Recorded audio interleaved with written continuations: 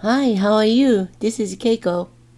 I am going to make the chickpea natto using the natto starter spores. It's so easy and clean to make a natto starter with natto spores. For 500 grams of beans, you need to use 1 spoonful of natto spores and 2 teaspoons of sanitized water. Just mix it together. But you must make sure that you will use the spoon came with the natto spores. The spoon is so tiny. I already made a video on how to make natto with the natto spores, and I'm going to paste the video link at the end of this video. For the detailed instructions, please watch the videos. I am going to use only 250 grams of the beans today, so I am going to use just 1 teaspoon of natto starter. Let's get started. First, wash beans gently about 3 times and remove all damaged beans. Then add about 7 cups of water and soak the beans in the water for overnight. When the beans are soaked, discard the water and pour the peas into the pressure cooker. For 250 grams of chickpeas, add 2 1/4 cups of water to cook the chickpeas. When you use American measuring cup, 1 cup is 250 cc. Boil the peas for 30 minutes and wait until naturally depressurized. Now the chickpeas are cooked. I'm going to discard water using a strainer. Shake the beans well and throw away hot water. Then move the beans to the bowl.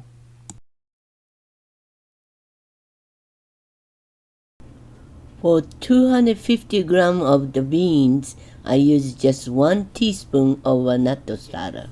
You can just pour over and mix them well. If you are using the store-bought natto as the natto starter, mix the portion of natto with hot water first, then pour into the hot peas. If you add hot water to the natto starter, it will jumpstart the natto spores. You should add the natto starter to the cooked peas as soon as possible. Hot beans will not damage natto spores. I was pinching the bean if it is soft, and yes, it was soft. Use a shallow container. The container should be shallow because you should not pile the peas more than 3 layers. All the items I will use to make a natto are sterilized, even these towels. And the towel should be a little larger than the outline of the tray. Press the towel on top of the tray and close the lid tightly. Now I need to keep the container in warm place. Temperature should be around the 100 to 102 degree Fahrenheit for 24 hours. I am going to use this styrofoam box. I'm using 15-watt light bulbs, and I place a glass bowl underneath the light bulb to prevent heat damage to the box. This is how I set up the styrofoam heat box. The one side of the lid is lifted to let excess heat escape so that inside of temperature will stay around the 102 degree Fahrenheit. If you don't, inside temperature will reach above 105 degree Fahrenheit. 105 degrees is just too high. Can you see thermometer reading 102?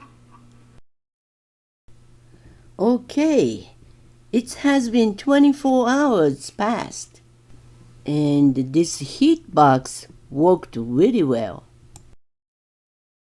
It maintained the temperature around 102 degrees Fahrenheit for 24 hours. And now I can turn off the light. When I was testing the light bulb, the heat from the light bulb melted underneath it. That's why I put a small bowl underneath the light bulb. I'm going to take the container out and let me open it. Wow, the wet cloth around the container is dried, but inside of the cloth is still moist. Can you see water condensation here? This cloth is used to catch the water drops from the lid and keep the beans moist. Wipe the lid cover and close the lid. And put this in the refrigerator. Well, this is still hot, so you wait till the temperature goes to room temperature, then put in the refrigerator for overnight. You do this to bring out the good flavor of the natto and suppress the ammonia smell. It's the next morning and I'm going to try some natto. The natto is stickier this morning, and I know I'm going to enjoy this natto with some soy sauce and chopped green onions. This concludes my video today. How was my video? If you liked my video, please push like button. If you push my picture above, you can subscribe to my channel, and by pressing the bell sign right after that, you will be notified when my next video becomes available. Thank you.